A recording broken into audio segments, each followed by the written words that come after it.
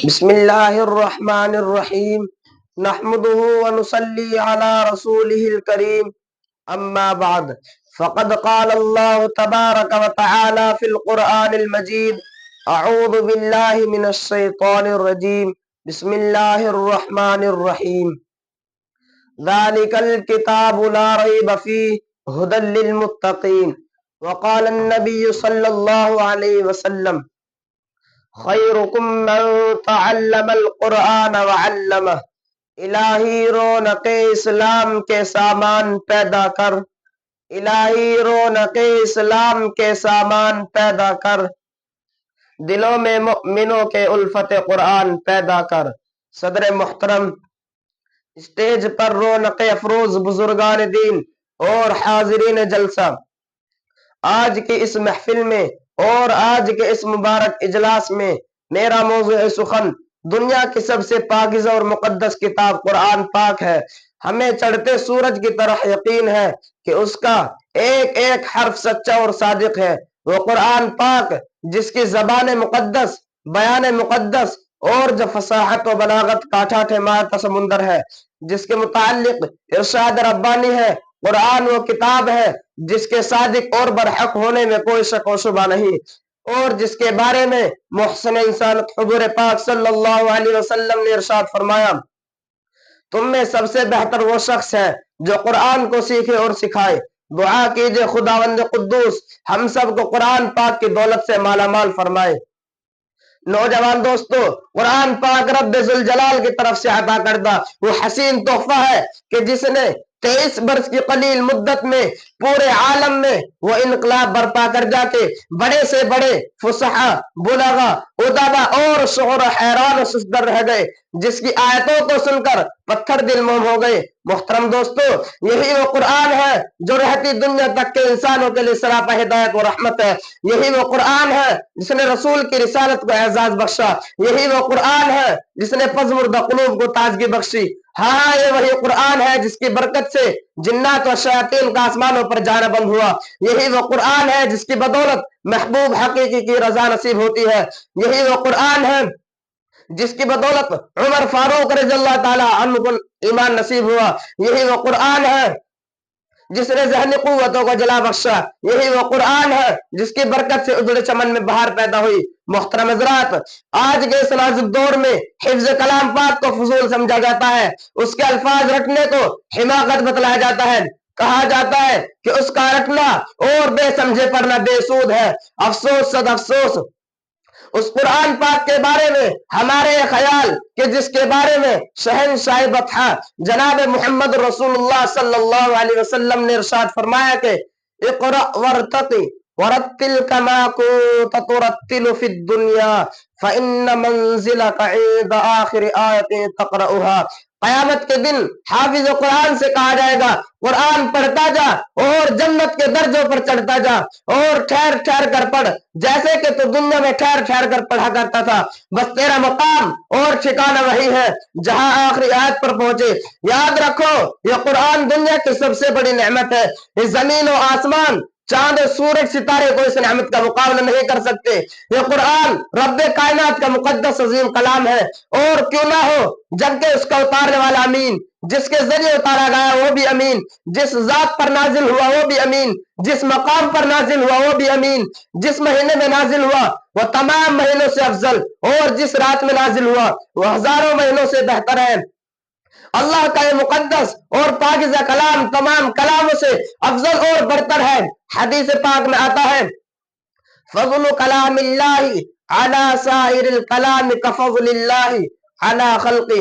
اللہ کے کلام کو سب کلاموں پر ایسی فضیلت ہے جیسی کہ خود حق تعالی شانہ کو تمام مخلوق پر اللہ کا دلارا اور خدا کا پیارا نبی ارشاد فرماتا ہے کہ جس نے قرآن پڑھا اور اس پر عمل کیا، اس کے والدین کو کل قیامت کے دن سورج سے بھی زیادہ روشن تاج پہنایا جائے گا۔ غور کرنے کا مقام ہے کہ جب والدین کو اس گرا قدر انعام سے نوازا جائے گا تو خود پڑھنے والے کے مقام اور مرتبے کا کیا عالم ہوگا۔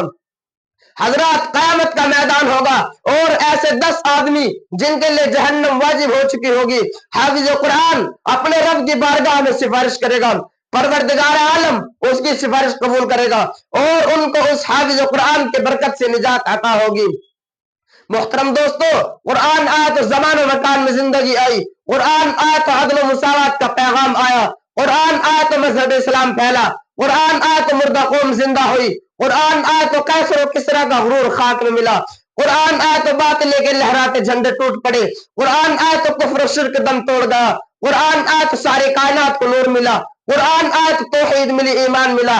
ہاں ہاں مجھے کہنے نہیں دیجیے کہ قرآن آیا تو روشنی آئی، قرآن آیا تو شرافت و عزت ملی، قرآن آیا تو دم توڑ کے انسان کو حقوق ملے، قرآن آیا تو ضلالت و گمراہی کی وادیوں میں بھٹکتے ہوئے انسانوں کا درد و غم ملا، قرآن آیا تو دوستوں سب کچھ ملا، مگر افسوس صد افسوس ہم نے اس کی پاکیزہ تعلیمات کو بھلا دیا۔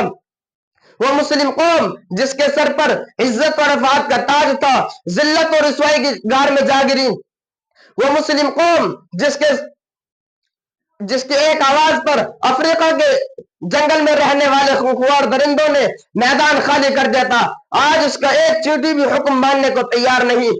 مسلمانوں سمجھو اور ہوشیار ہو جاؤ، غفلت کا پردہ چاک کرو، قرآن پاک سے وابستہ ہو جاؤ، ورنہ یاد رکھو تاریخ ہمیں کبھی معاف نہیں کرے گی۔ حاضرین جلسہ، جانسار صحابہ اکرام کے کتب خانے میں قرآن پاک کے علاوہ کوئی کتاب نہ تھی، اسی کو لے کر وہ آگے بڑھے اور کامیابی ان کے قدم چومتی چلی گئی۔ وہ قرآن ہی تھا جس کی برکت سے بدر کے میدان میں 313 نے مکہ کی قسمت پلٹ دی۔ آج ہم ہیں، کروڑوں ہیں، مگر دوسری قومیں ہم پر سوار ہے۔ جان ہماری محفوظ نہیں، مال ہمارا محفوظ نہیں، عزت و آبرت سے ہمارے کھلواڑ ہے، نہ ہماری مساجد محفوظ ہے، نہ ہمارے مدارس محفوظ ہے، ظلم و ستم کی چکی ہمارے لیے گھوم رہی ہے۔ مسلمانوں، ایک دور وہ تھا کہ مسلمانوں کا مقابلہ حمان بن ولید سے ہوتا ہے۔ اس دشمن خدا اور دشمن رسول کے پاس طاقت اور قوت ہے، 60,000 فوج کا لشکر جرار ہے، مسلمانوں کی فوج 10,000 ہے۔ اسلامی فوج کا کمانڈر حضرت خالد بن ولید رضی اللہ تعالیٰ عنہ ہے۔ مسلمانوں کو اس کا بھی علم نہیں کہ دشمن کے پاس کتنی فوج ہے، مشورہ ہوتا ہے۔ خالد بن ولید رضی اللہ تعالیٰ عنہ سے کہا جاتا ہے کہ آپ 300 آدمی لے کر جائیں اور پتہ لگائے کہ دشمن کی فوج کہاں ہے، اس کی تعداد کتنی ہے اور اس کے پاس سامان کیا ہے۔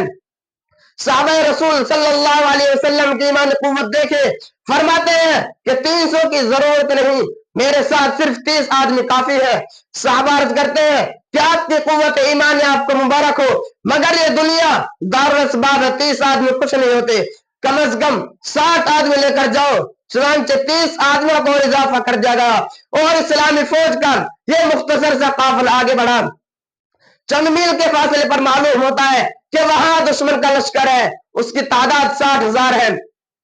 حضرت خالد بن ولید رضی اللہ تعالیٰ عنہ کی ایمانی حرارت جوش میں آئی، فرمایا کہ دشمن کا لشکر سامنے ہے، میری رائے ہے ادھر منتظر صحابہ اکرام کو اطلاع کی ضرورت نہیں، ان سے مقابلے کے لیے ہم کافی ہیں۔ سب نے ایک زبان ہو کر کہا کہ ہمیں شوق شہادت ہے، جب شہادت سامنے ہے تو دشمن کی کثرت تعداد سے پرواہ کیا ہے۔ 60,000 فوج کا لشکر جرار ہے، دوسری طرف اعظم صف بناتا ہے۔ حمان بن ولید آگے بڑھتا ہے، کہتا ہے کہ ہم تو سمجھتے تھے مسلمان قوم بڑی سمجھدار ہے، لیکن معلوم ہوتا ہے کہ تم احمق ہو، 60,000 سے لڑنے کے لیے 60 آدمی لے کر آئے ہو، جاؤ ہم تم پر رحم کھاتے ہیں اور 2 بورے کھجور چند اشرفیہ دیتے ہیں، کیوں اپنی جانوں پر ظلم کرنے آئے ہو، یہاں سے چلے جاؤ۔ محترم دوستوں، جگر پر ہاتھ رکھے اور سنیے، حضرت خالد بن ولید رضی اللہ تعالیٰ عنہ فرماتے ہیں تو واعظ بن کر آیا ہے یا کمانڈر بن کر آیا ہے، تجھے شرم نہیں آتی؟ تو اپنی بزدلی کو واعظ کے پردے میں چھپاتا ہے، تم میں لڑنے کی طاقت اور قوت نہیں ہے۔ حمان بن ولید اسلامی مجاہد کی سلنکار کو سن کر جوش میں آتا ہے، فوج کو حکم دیتا ہے کہ پکڑ لو ان 60 آدمیوں کو۔ چنانچہ 60,000 کا حملہ ہوتا ہے اور صحابہ اکرام رضوان اللہ تعالی علیہم اجمعین ان میں گھس جاتے ہیں۔ راوی کہتا ہے کہ رسول خدا کے وہ جاباز سپاہی گھستے ہوئے تو نظر آئے، پھر نہیں پتا کہ وہ کہاں ہے، سوائے تلواروں کی چمک اور کھچا کھچ کے کچھ نظر نہ آتا تھا۔ صرف 3 گھنٹے میں جنگ کا فیصلہ ہو جاتا ہے۔ تاریخ شاہد ہے، زمین و آسمان گواہ ہے کہ 60 نے 60,000 کا منہ پھیر دیا۔